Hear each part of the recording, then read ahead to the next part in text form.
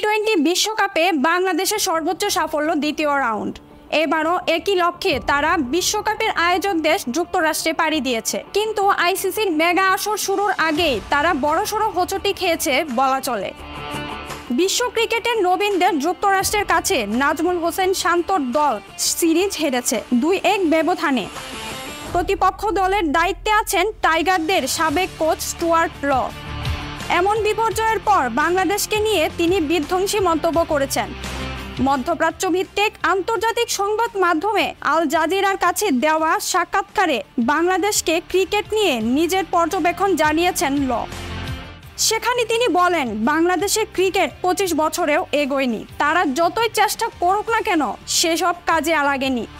কাঙ্ক্ষিত সাফল্য পেতে কি করতে হবে তাদের সেটি খুঁজে বের করতে হবে। 1999 সালে পাকিস্তানকে হারিয়ে আইসিসির 50 ওভারের টুর্নামেন্টে অভিষেক হয়েছিল বাংলাদেশ।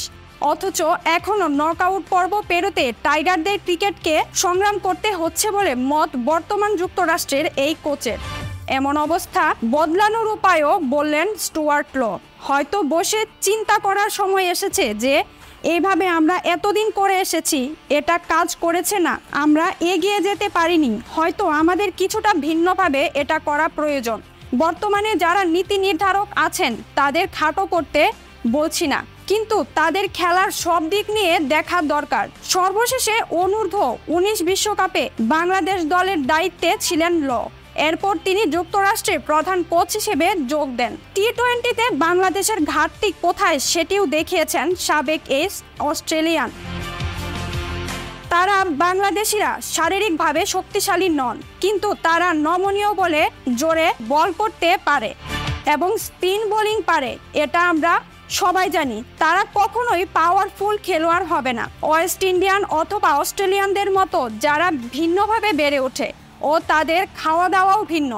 বাংলাদেশের কিছু বিশেষ জায়গায় ঘাটতি থাকলেও তারা প্রতিভার অভাব দেখেন না। 2011 থেকে 2012 সাল পর্যন্ত বাংলাদেশের প্রধান কোচ ল।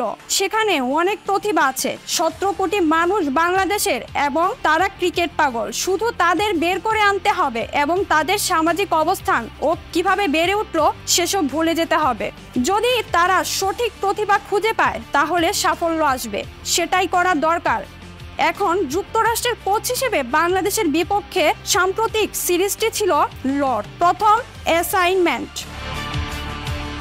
এর আগে তিনি 2011 সালে বাংলাদেশের কোচ হিসেবে নিয়োগ পেয়েছিলেন 2012 সাল পর্যন্ত। তাই টাইগারদের সম্পর্কে তার ভালো ধারণা রয়েছে। লিপিকা আফরোজ, দৈনিক সকালের দুনিয়া।